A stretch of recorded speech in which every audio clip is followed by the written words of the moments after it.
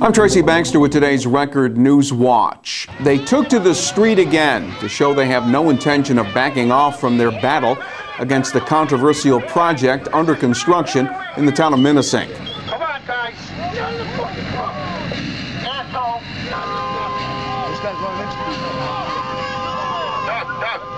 More than 80 people took part in a rally at the Jacobs Road entrance to the $43 million Millennium Pipeline project site, where a pair of 6,100 horsepower compressors and two 52-foot tall exhaust stacks are being built.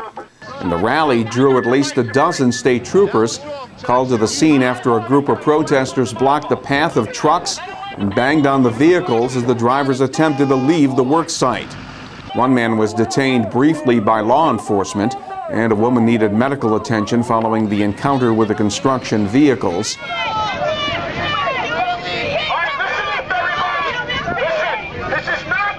Protesters want the U.S. Court of Appeals to force Millennium to halt construction, while the court considers their challenge to the approval that had been granted by the Federal Energy Regulatory Commission.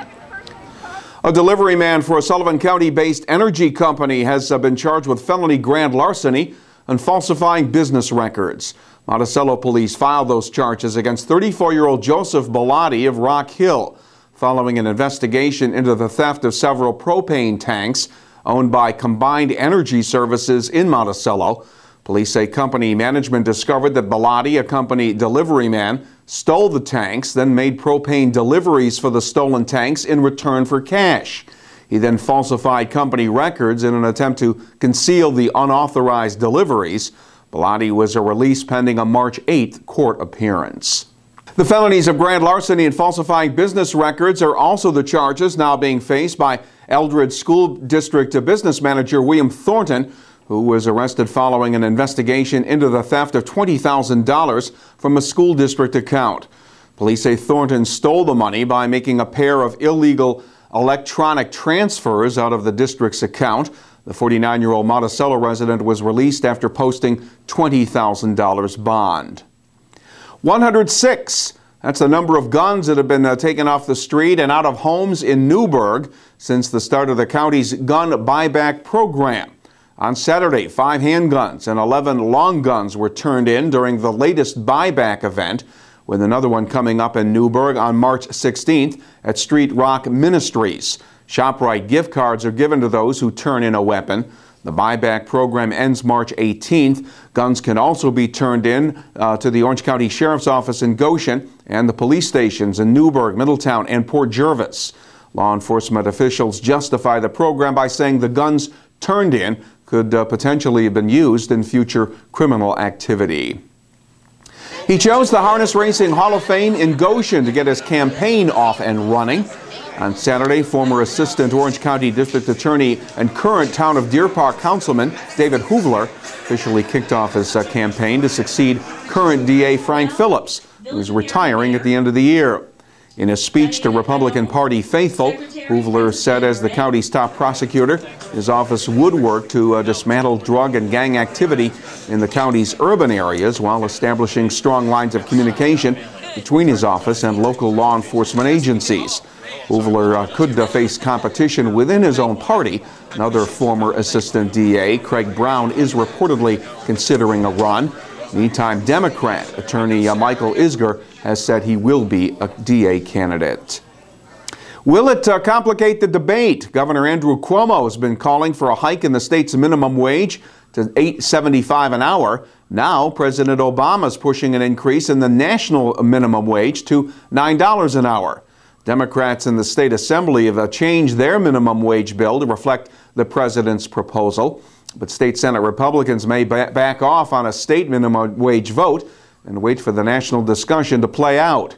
Cuomo said he may take the minimum wage hike out of a state budget plan, but he is predicting an Albany deal by the end of session in June.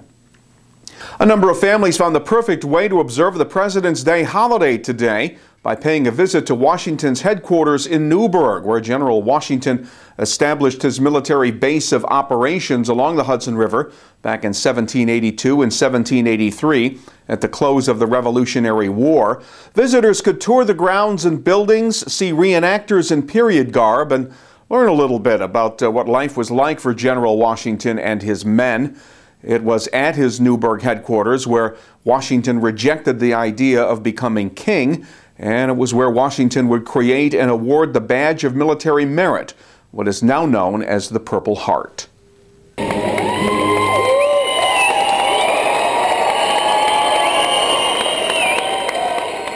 And emotions were running high at the Dima Army Reserve Center in New Windsor on Saturday, as family members enjoyed tearful, joyous reunions with loved ones who had been away for the past 10 months. The center hosted a Welcome Home Warriors ceremony for about 125 soldiers with the 411th Engineer Brigade, who have returned from a 10-month-long deployment in Afghanistan. It feels pretty good. It's nice to be home.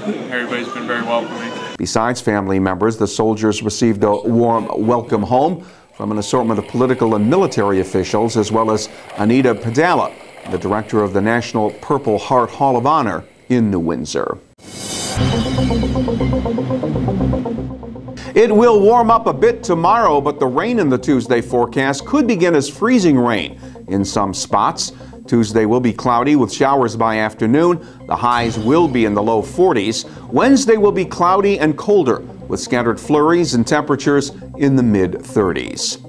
Make Record Online your source for the latest news and weather information, and get caught up on all that is happening by starting your mornings with the Times-Herald Record. For Record Newswatch, I'm Tracy Baxter.